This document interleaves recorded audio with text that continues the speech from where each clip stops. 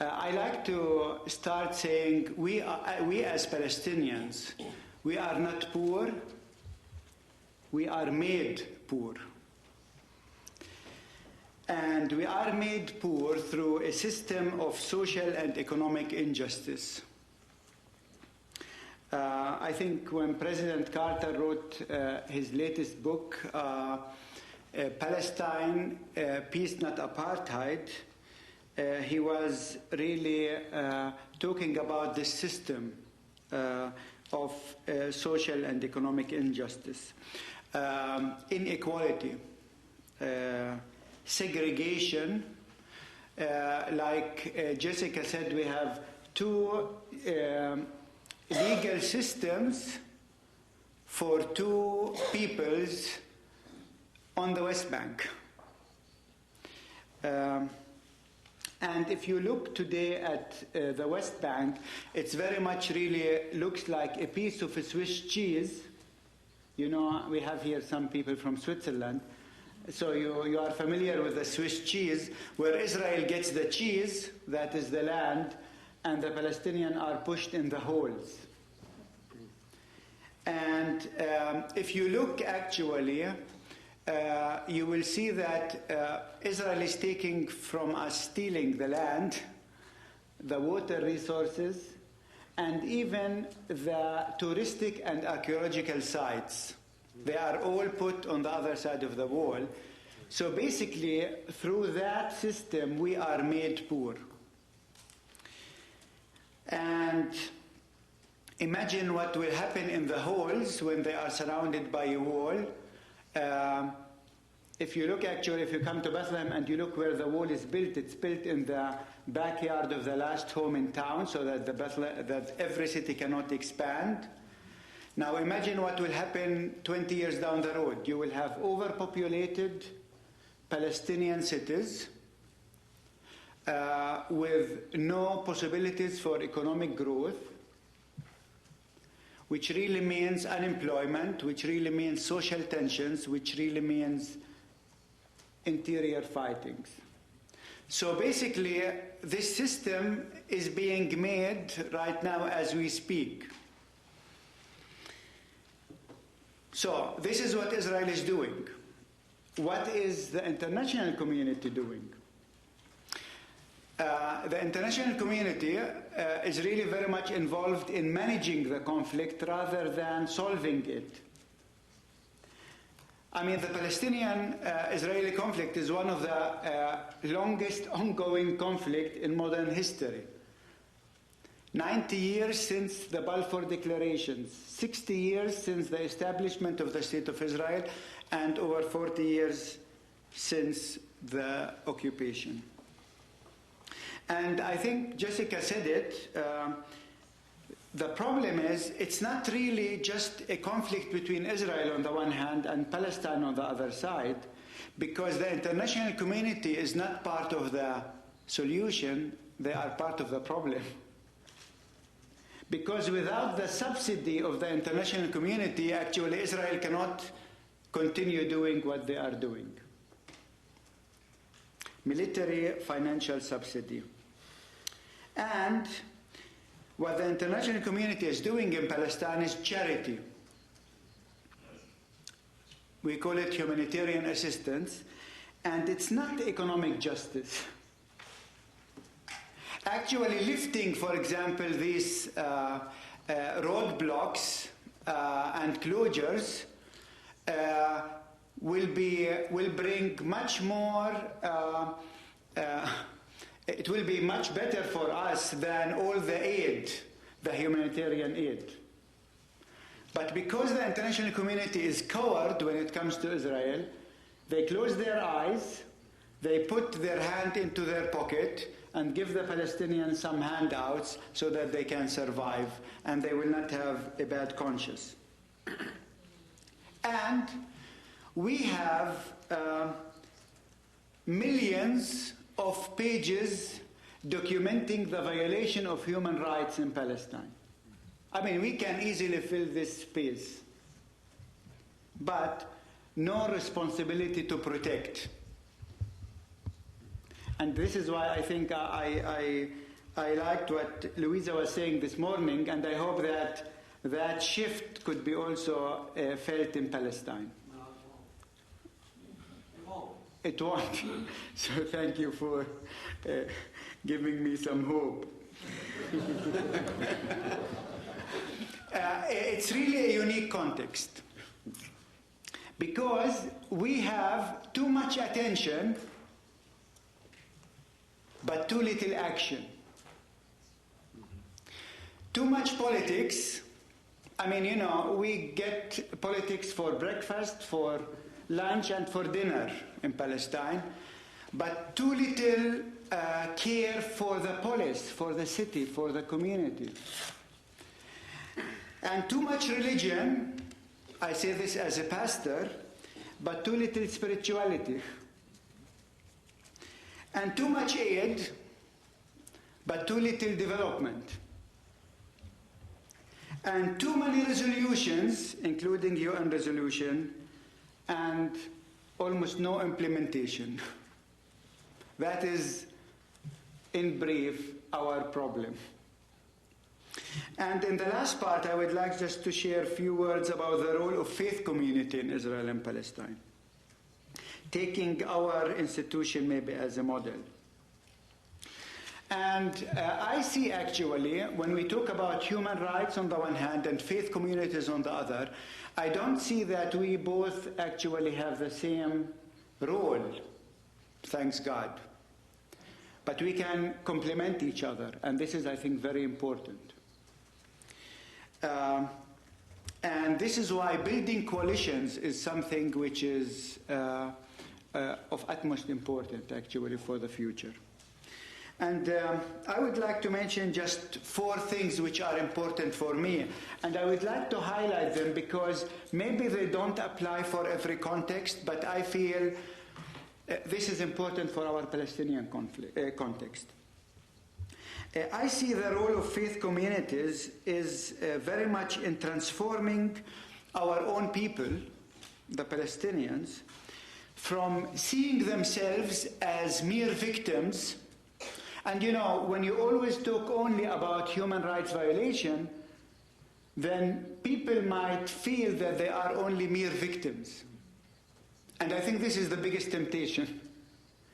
So transforming our people from seeing themselves as mere victims and objects into becoming actors, subjects who can assume responsibility. And this is why actually developing human resources in Palestine is a very, very important priority. Especially that many of the developed human resources, they just leave the country because they think, you know, they don't want to spend the rest of their life in this terrible context. And for me, actually, it's faith, in my personal case, it's faith that keeps me in Palestine. I mean, I have a working permit here in the States. I can come any moment, work here like many others.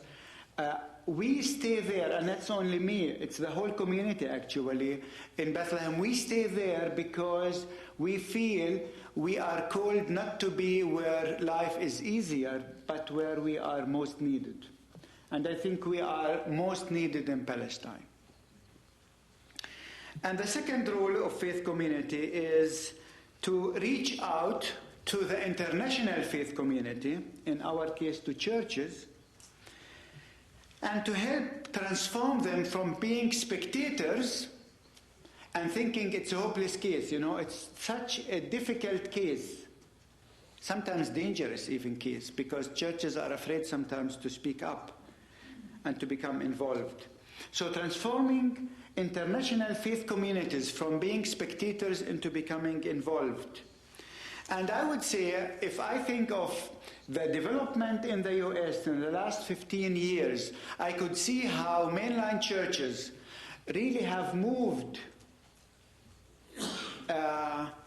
really quite a bit from being spectators into becoming more involved. Some churches have called for divestment Others have called for boycotting settlement products. Almost all mainland churches are calling for investment. And I'm challenging them now to put their money where their mouth is. Because it's very easy to say invest in Palestine, but doing it, again, is, I think, really the challenge. But we see there it's possible. And I think this is a very important role for faith communities. The third role I see, which is really very important, is, to create facts on the ground in Palestine. The Israeli policy was creating facts on the ground, destructive facts on the ground, settlement, wall. And I think we are called to create constructive but facts on the ground, and not to be satisfied with statements and sermons alone. And for me, creating viable institutions are very important. If you come to our center, in fact, there is almost, every year we start building a new building. Not because we like building, but because unless we create facts today, there will be nothing after tomorrow but the documentations of human rights violations. And they are not enough for us. And this is why creating educational, health institution, cultural institution, housing projects, this is very important because it gives people a foretaste what these human rights are actually talking about. And for us, and this proved really to be very important, there is a great need to create room where people can feel that they have a life worth living before death. Because in our region, people have no problem to believe in a life after death. Their challenge is to believe that there is life before death that is worth living. And I think this is part of our role as faith communities. And last but not least, and I will end with that, we have a very important role in developing a spirituality where the divine rights and the human rights are but two sides of the same coin. And I think such a spirituality is something which is very much needed, especially in a region where often the human rights are violated also in the name of religions and divine rights. So to see that and to develop this kind of spirituality is for me a very, very important role. Thank you very much.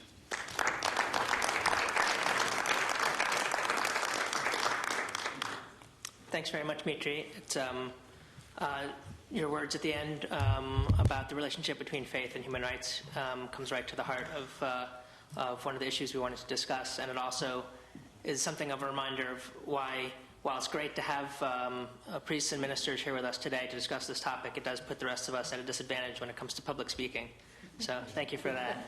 On that topic, I was also struck by the eloquence of the set of contrasts you set up between too much attention without action, religion without spirituality, aid without development, and resolutions without implementation, which takes us right back to the High Commissioner's charge to us last year that she repeated again today of moving to implementation, that there's an interesting parallel between the religion without spirituality and resolutions or calls for action without implementation. And that also comes right to the heart of our charge here over these few days, is to come up with some a way of implementing broad concepts and ideals both at the highest policy levels and in our own work. I'm going to throw this open to the floor if the chairs would like to comment on anything we've heard so far. Dr. Dang? Well, these were really quite remarkable presentations. I have just a simple question. It's really refreshing to hear Jessica talk more or less from the perspective of the victims on the other side, and also to hear his colleague Mitri talk about the situation in a way that brings them together. I used to tell the Sudanese that when a Sudanese speaks, and we can't tell whether he's a northerner or a southerner, we might be making progress, you know. Although in this case, I don't see much progress. The question I have is, how do the authorities react to you when you talk the way you are talking here and act the way you presumably act? How do the Israeli authorities treat you? And also in your case, I would assume that Palestinians would appreciate what you're doing, but if you happen to interact with the other side, how do they deal with your position as a defender of human rights? Wow. We in Israel, it's quite a schizophrenic situation. We are living in a liberal democracy. I mean, again, 5 miles, even the border is less than 1 mile from the military occupation. I live in a liberal democracy similar to the United States in the rights and freedoms I enjoy. So we are publishing quite harsh criticisms of the government, saying whatever we like, going wherever we like, meeting, associating with no official restrictions. I mean, of course, a large segment of the population does not like us, and we have that sort of harassment, but it's quite a stark contrast to colleagues here that are suffering from government repression. I think that Palestinian colleagues who say the same thing that we say will be subject to quite different treatment. But maybe Mitri can elaborate. I mean, I think everyone who speaks up in Palestine has to pay a price.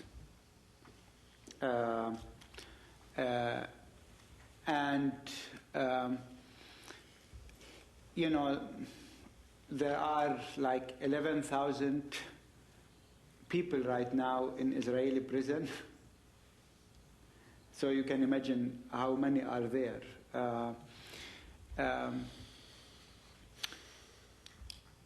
But I would like to say something else also as well. I think we have also a very important role. I didn't talk about it here. Also in challenging our Palestinian Authority as faith communities. I mean, it's not that we only criticize Israel to make the Palestinian Authority happy, because I don't care if the Palestinian Authority is happy or not. This is not our role. It is very important that also we remind them of human rights within Palestine. And we say no need for us to wait until occupation ends to start implementing human rights in Palestine. But we have to implement them now, even under very difficult circumstances. And I would say, I mean, we can do that in Palestine without a problem. You know, you did say that you really want to shift the position of the Palestinians from that of victims to being actors and to have a certain degree of responsibility. Given the description we heard from both of you, what room do they have to be able to shift from being victims to being actors?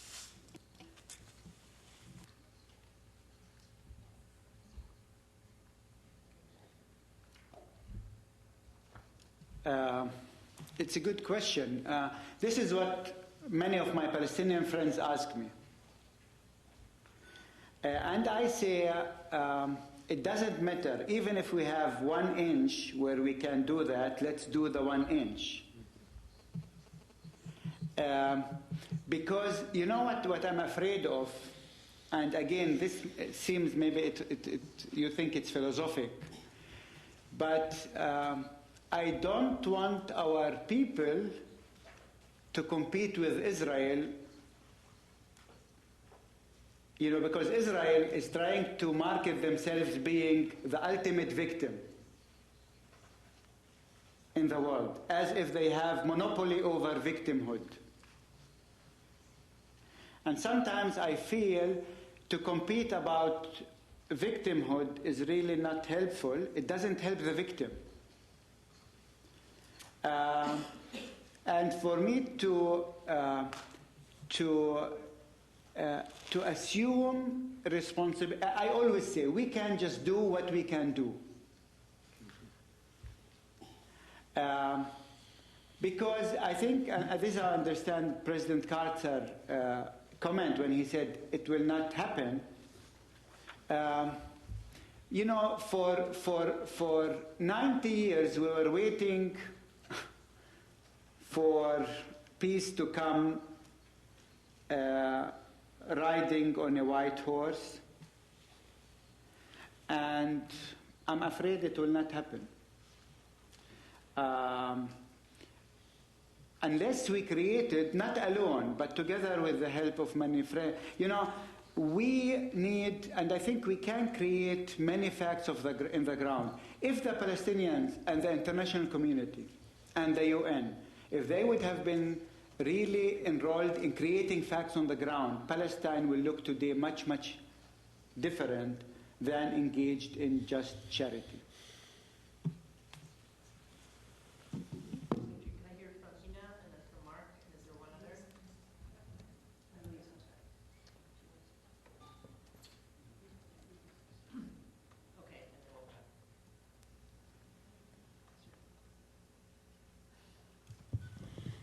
I just wanted to say that I was in Israel and the Palestine at the end of 2005 in my capacity as the special representative of the Secretary General, and Israel was, I was the first special rapporteur invited by Israel for a mission.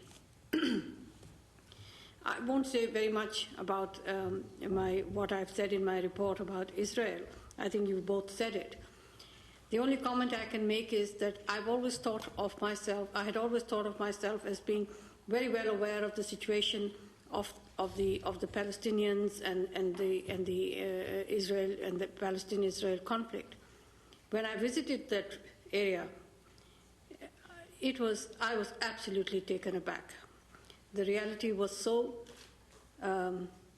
amazing there. I mean, it strikes you really as being a very, very unfortunate situation. But on the other side, because Dr. Deng just asked that question, how do these two authorities, let's say, how does Israel treat its defenders, and how does the Palestinian Authority respond to the work of defenders in the Palestine? Jessica is right. For as long as it is Israeli human rights defenders, they have the liberty to say what they want. It's not the same for the Palestinians. But with regard to the Palestinian Authority, while one does acknowledge that it has very little power, it has been expected to do much more than it has the power or the resources to do. One thing that I felt very sad about was that the Palestinian Authority, whatever its constraints, whatever it feels are the constraints on its own authority, they have to realize that they represent a population under occupation. And they have to respond to the needs of that population in a manner in which they are not copying the practices of the occupation. But we did find arbitrary detention. We did find violence towards human rights defenders for speaking out.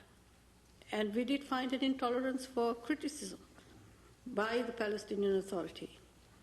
And I think that situation is very unfortunate on the one hand, but on the other hand, what was extremely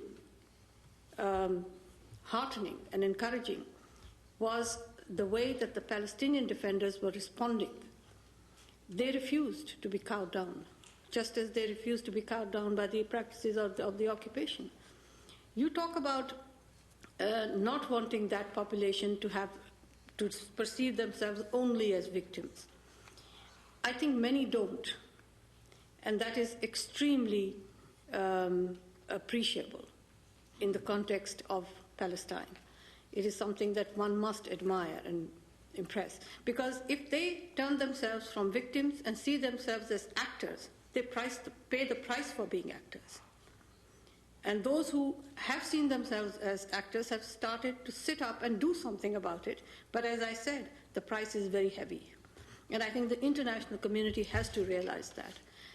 The international community has to realize that if the Sudanese government has to implement resolutions of the United Nations Council on Human Rights, so does Israel.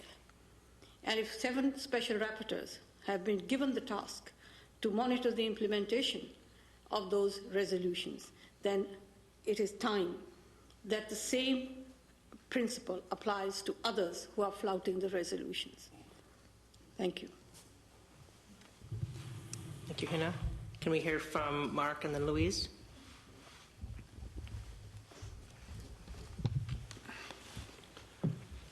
Well, when President Carter, out of order, said it won't, I want to raise the question why the United Nations or the world community won't. And although I don't want to personalize this, the idea that Palestinian human rights and Israeli human rights are on the same side is an illusion. It's an illusion because the power of Israel, the facts on the ground already, have sealed the fate of the Palestinians. So human rights cannot be guaranteed and cannot have a foundation without political empowerment. So we have to look at what progressive Jewish groups, the United Nations, other groups, have to say about the political empowerment of the Palestinians, not the human rights situation. Because as this discussion has been going on forever, in my lifetime, since visiting in 1973, but since 1984 continuously, if you just take what I have seen, this is not going back to 1948. It's not sporadic. It's not unplanned. It's not through excitable fundamentalist settlers. It is a civilian, government, bureaucratic extension of Israel, which is permanent. And anyone who can't see that after all these years and thinks that Israel is going to withdraw to the 67 borders is under an illusion that the Palestinians are paying a heavy price for. So if we're going to do human rights work, maybe all over the world, but we're talking about this situation now, let's ask why these groups, including human rights groups that are heavily dependent on donations and works by Jews, and the narrative that we have in the West around the Holocaust, including Christian Zionists, we've got to get to these issues if we're going to talk about the political empowerment of Palestinians, which would mean the pushing back physically of Israel. Now, if we're not willing to talk about that, we aren't really ever going to be able to protect Palestinian human rights. It's an illusion, which as a Jew, I would like to dispel. Thank you. High Commissioner? Yes, thank you. I'd just like to comment a little bit on this particular issue and then maybe extract from it some thoughts that are applicable elsewhere. I also visited the region, Israel, and the occupied territories almost a year ago, in November of last year. And in a sense, somewhat ironically, I was in the same day, I think, I went from Beit Hanun to Sderot and just happened to be in Sderot when a Qassam rocket was fired and landed there. So it gave me an opportunity to see immediately the reaction. I was, in fact, on my way to the mayor's office. We went to the site where the level of anger directed, I have to say, primarily at the government of Israel by the population of that town. But when they saw UN vehicle, it didn't take long for this anger to shift from the perceived inadequacy of the government of Israel to protect its own people, to the perception then being reflected immediately on the UN, and rocks were thrown at our vehicles. And but this is just a side reflection. First, I want to echo the question of Gaza being a prison.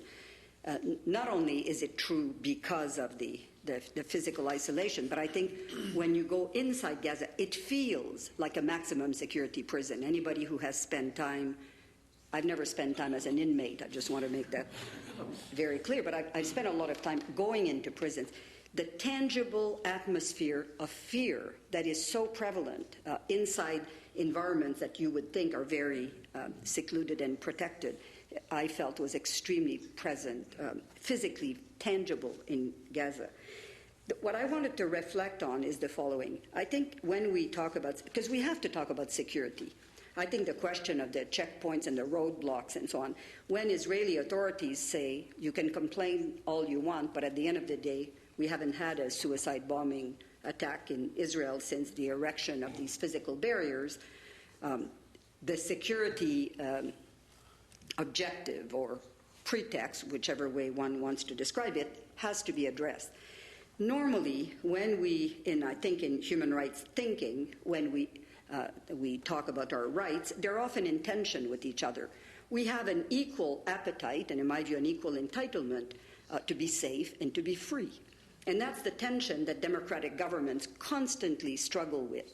And as citizens, I think we constantly challenge our governments to find the perfect balance between our desire to be safe and our desire to be free.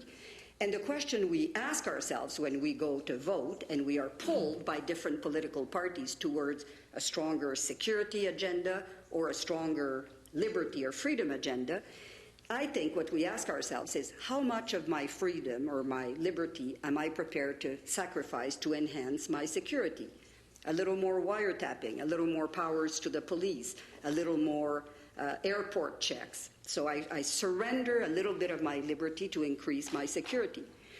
Particularly, I think, since September 11, there's been a total perversion of that question. The question is now, at least that's the way people hear it, how much of the liberty of others am I prepared to sacrifice to enhance my own security?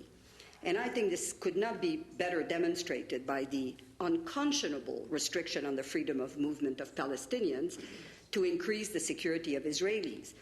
I mean, if it was a pure security agenda, you could say, for instance, to the government of Israel, well, why don't you impose very severe curfews on your population? At least they would then be protected at night. Nobody in the streets after 6 o'clock. And then why don't you just close all the cafes and the pizzeria so that people don't get killed there? It would immediately become apparent that there is a limit to the economic hardship and the impediments to freedom of movement that anybody is prepared to tolerate in order to increase its security. But when it's the liberty of others that you're sacrificing, there is no limit to the extent to which you will restrict this liberty. And so I think it is immensely apparent in the case of Israel and the occupied territories, but to a very large extent, we're doing the same thing elsewhere. In order to promote our security interest, we go to enormous distance to impede the liberty and safety of others. Another, I think, little example of what's happening there and prices we're prepared to pay. In my negotiations with the government of Israel in preparation for my visit, I'm sure like just about every international actor, I indicated my intention to have contact with Hamas leaders. Well, first I had to have this discussion inside the United Nations, but that's not of any interest to you. The response was perfectly clear. You talk to them, you don't talk to us. That's always been the Israeli line. So I tried all kinds of clever arguments, but in the end, I just had to make the choice. Now, having made this concession once, that, okay, I won't talk to them because it's really important that I get access to Israeli authorities, now I'm preparing a visit to Sri Lanka where I'm going to have the same discussion about whether I can have access to LTTE. And the answer is going to be, well, you accepted not to speak to Hamas, so back off. Why should you? So there's also an escalation, I think, of concessions that we make in this particular environment because we've already surrendered, I think, to its idiosyncrasies or the fact that it's so sensitive. And the last comment that I will make is that we can't wait for peace to advance human rights. It's absurd, I think, to work exclusively on the peace process under the theory that with peace, everything will fall into place. I think we do the same thing in the Sudan, for instance. This enormous investment in either peace processes or electoral processes, thinking that human rights will come second. First of all, it may not come, so we don't have the luxury of putting the human rights agenda on hold. And you can appreciate how unsuccessful I've been in trying to advance this argument in the context of the quartet, for instance, where there is zero human rights content to this political agenda, which I think is, again, it's not acceptable, considering that everybody concedes that peace is certainly not around the corner. So what about all these rights in the meantime? So again, not to mention the, I think, questionable, in the eyes of some, presence of the United Nations inside the quartet. It leaves very little room of action. So, but I think this very acute situation gives us a lot of food for thought for problems that we have elsewhere. The last thing I'll say, because freedom of movement was very much the topic, again, I'll come back to my previous theme. If you look at the convention, well, first of all, let's make very clear the United States has not ratified the International Covenant on Economic, Social, and Cultural Rights in the same way that China, which has ratified that one, has not ratified the Covenant on Civil and Political Rights. It tells the story. But no Western country has ratified the Covenant on the Rights of Migrant Workers and members of their families. So when the West posits itself as the great champion of human rights, once again, it distances itself totally from economic and social rights. And again, all the law we have to protect what I would call political migration, the whole infrastructure of the Refugee Convention, is again premised on the protection against political oppression. When it comes to economic migration, the fact that people, starving people, are trying to move to make a living and to provide for themselves and their families, the international legal infrastructure is completely absent, and there's no interest in developing it. Well, I'll tell you, when you talk to the non-aligned movement or the group of 77, they're not oblivious to that. So that this Western-driven human rights discourse is of very limited value in persuading them to do what we think is the right thing if we cannot give any resonance to their appetite for a more equitable world. Thanks very much, High Commissioner. We only have a couple of minutes left, but I don't know if I can look Mitri in the face if I don't live up to my commitments, and I promised a chance to speak to Wolfgang Saad and Father Jean-Just. So if everyone could just keep their comments very brief, I think we can fit it all in before the coffee break. Thanks. Thanks. Mitri, you mentioned that there are some Swiss here. I'm one of the Swiss. And there is also Swiss cheese without holes. It's even better than the Swiss cheese with holes. But let me come serious. Mr. President, you mentioned in your book as well the Geneva Initiative. The Geneva Initiative was a project of the civil society, Palestinian and Israeli, to come over the conflict. And I agree with the High Commissioner that we cannot wait for peace, that we have to do something for the human rights now. The Human Rights Council in Geneva tried and adopted some resolution. They were not so balanced. And my questions to Jessica and Mitri is if we should not work, as we had this discussion today, on a common resolution, balanced commission and action plan on human rights. I think that could give another picture also to the Human Rights Council and make more objective the discussion in Geneva. Thanks. Respond, or you want to take the... Yeah. Okay. We continue. From Saad and then Father Jean-Just. Very briefly, Louise, I have been through all types of prison, from maximum security to medium security to minimum security, but there's also another grade, and that's under house arrest. And I've been through that as well.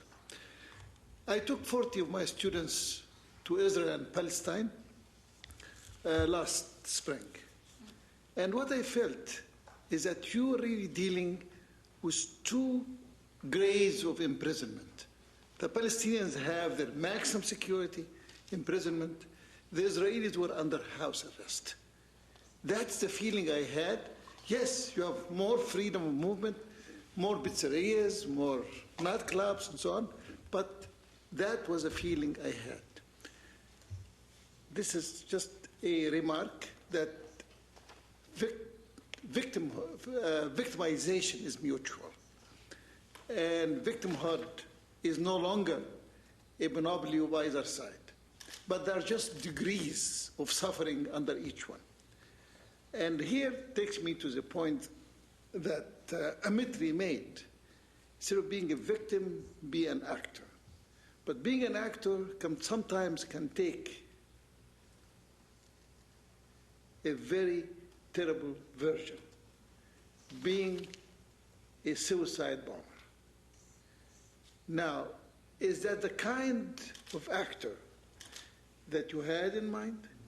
Or could we think of being an actor in a more to implement your saying that you want life before death? Could we have an actor but without death? That's just my question. Go ahead. Thank you. I try to be very brief. We must realize, in my point of view, I try to express myself, the power of destruction in the world today is too much. At the Second World War, according to historians, over 60 million people have been killed.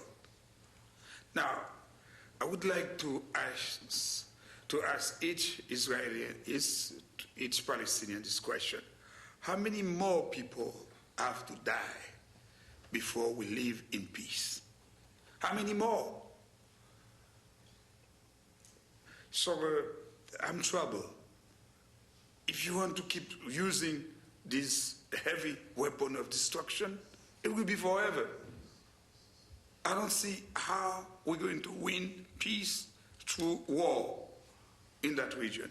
That's my humble opinion.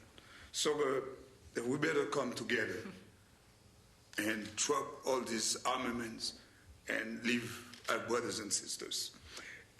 It is true that I could say the same thing for me. That's the question I keep asking Haitians. That's the question when it was the war going in El Salvador. 70,000 people had to die before they sit together. We're foolish, excuse me for the expression. So all the time I keep asking me this question: how many have to die before we sit together? And my last point is, returning to Haiti, I have a big concern concerning former President Aristide. South Africa, many of us here recognize, have participated in helping them gaining the fight against apartheid. And they're going to election pretty soon, next year. And they have helped us Haitians with the imposition of the Bush administration probably. They have helped us in the sense that they welcome President Aristide for us. They treat him still as a president, officially, spending a lot of money for him. And now the opposition is trying to use this in order to gain vote against the actual ANC government running the country. It's becoming an embarrassment. The Haitian constitution says clearly, no one should be exiled from Haiti or forced to leave Haiti. We have taken a kidnapping coup d'etat, taking the brother and 3 other Americans, his wife who is American, his children who are probably American, put them in a plane on the air for hours, and then finally we drop them in Africa. It has been plainly violation of human rights. And so the people keep asking, the majority of us here in U.S., in the diaspora everywhere, and the majority in Haiti, keep asking, bring Aristide back. He's not going to run for presidency, for any political position.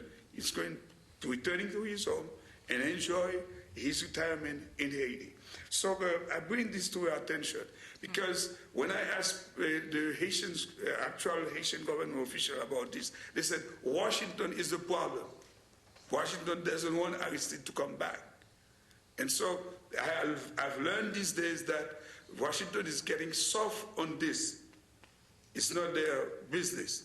I would like that you, human rights defenders, to help me address this question because Africa has helped us enough. Now it's about time that we bring Aristide back home to serve his country. Thank you very much.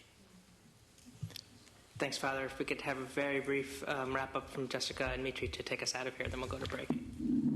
Yes. First, I just voice some discomfort that, as is always the case, Israel-Palestine occupies disproportionate space. I think the conflict then prevents us from, globally, not just in this forum, around the world, from giving attention to other human rights problems. I respond just briefly to the issue of injecting human rights into political processes. The Geneva Accords, it's clear that all of the political processes, what we consider to be human rights, are used as bargaining chips. We will withhold family unification, so maybe we get a better deal on Jerusalem or something else. It's clear that human rights defenders have a very crucial role to play in making that distinction, that some things you can bargain away. Borders you can move here and there, that rights cannot be sacrificed or negotiated. And I hope that in the next session we will have some time to think about how you take the existing mechanisms, the Quartet or the Human Rights Council, how we can take very problematic organs and get some benefit out of them. Maybe, I am skeptical whether the Human Rights Council, there is some benefit that can be gotten in the Israeli context. Maybe there is, maybe we say we have to put our energies elsewhere, but I hope that's something that we can have time to talk about later. I think we need to go to break, but Mitri, if you'd like to say a couple words. I think, I know Saad's question may have been rhetorical, but I suspect you might have a chance to respond. Maybe just yes. two things. First, no need for me to defend suicide bombing because, I think suicide bombing religiously and politically and socially are suicidal. So why should I, defend them? But I have to say, and this is important, it is very dangerous if a people who live under constant instability get the feeling that there is no human justice in this world. And it's very dangerous when people think that, human rights apply in Iraq, but they do not apply in Palestine. And if people feel that they are abandoned from the whole world, then they might get that feeling that they have to do something which is very dramatic. And if you are humiliated on a daily basis, and you really hear what President Carter said, it will not change, then what do? You feel there is no life worth living here and now, so you sacrifice yourself for something up there. And I think it is, for me actually, it's my faith who is preventing me from becoming suicide. Maybe otherwise I might have become one. It's not my reasoning, it's my faith that is preventing me, which is very interesting, because for me faith and human rights are two sides of the same coin. And it's no way you can kill people in the name of God. And the second thing I would like to say regarding peace and human rights, I don't think we should enter into this discussion either or what comes first. Because I think that political processes, human rights, and sustainable development are three tracks, and we need to work on them simultaneously. And for me, I mean, any political solution has to be based on human rights values. I think this is what Jessica was saying. I mean, what if we have a mini Palestinian state, but we don't have equality between Israeli and Palestinians? We don't have liberty. We cannot have sustainable development. I mean, so for me, they all belong together, and this is why I said we complement each other. If Jessica works on human rights, no need for me to go and open another human rights. Or if somebody is working on the political track, I think it's very important that we create coalitions to say the political process doesn't mean anything if it's not based on these values, these human values we all adhere to. Thank you, Mitri. I know there's others who didn't have a chance to speak, but when we come back from break, there'll be an extended discussion period, and we can. Oh, I'm sorry. When we come back, I'd like to comment just a minute on what I said earlier.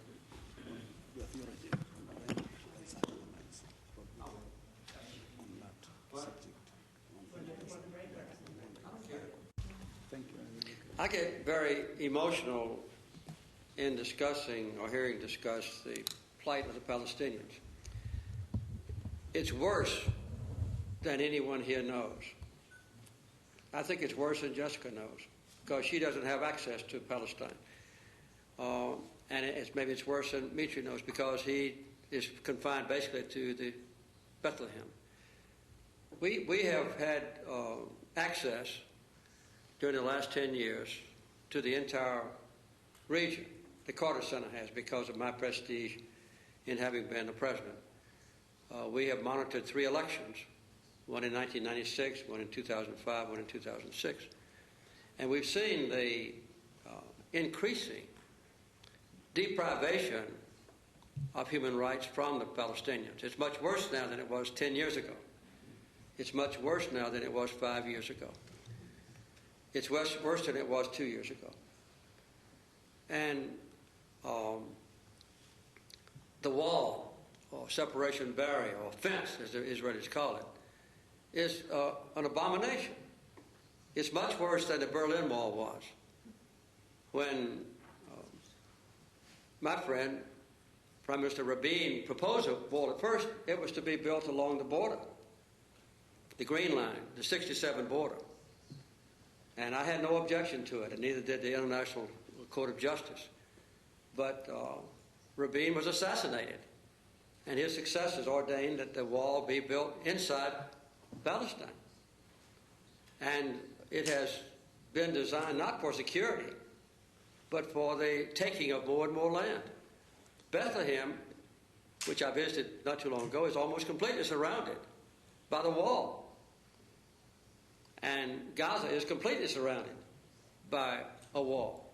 And there are other important cities that are completely surrounded by a wall with a small gate that's opened spasmodically by Israeli security forces. And sometimes the gate is kept closed for 2 or 3 days at a time. And no one in Karkalia can get out of their prison except when the Israeli security decides they can do so. And the embarrassment and loss of self-respect, loss of human dignity, loss of hope among the Palestinians is increasing every day. And when I say that the United Nations is not going to do a thing, they haven't done anything. And the quartet is a joke. And it originates by the political fact that in the United States of America, in our Congress, the House and Senate, no member could be reelected if they made any of the comments that have been made here this afternoon. No one. And the United States is so dominant, totally dominant in the quartet and in the United Nations Security Council that nothing can be said or done by the United Nations of a substantive nature to protect the human rights of the Palestinians. And as Mitri said, not me, there are many human rights organizations, NGOs, that are very timid about speaking out on this human rights abomination that everyone in the world knows about, and where there's a deathly silence about taking any kind of action. I finally decided, after a great deal of thought, to write my book last year. And the response to the book privately has been overwhelmingly positive, even among Jewish citizens. 71%, I counted the letters, many of them from American Jewish citizens, including rabbis, and 4 Holocaust survivors, said, I am glad that someone finally pointed out a way that we might have peace. Well, I don't see any chance that the United Nations is going to change, or that the High Commissioner is going to be able to visit. This is ridiculous. Israel and Hamas at the same time, or Israel and Gaza at the same time. I don't see that that's going to change. We have a small group, the group of elders that I mentioned earlier, that is not constrained.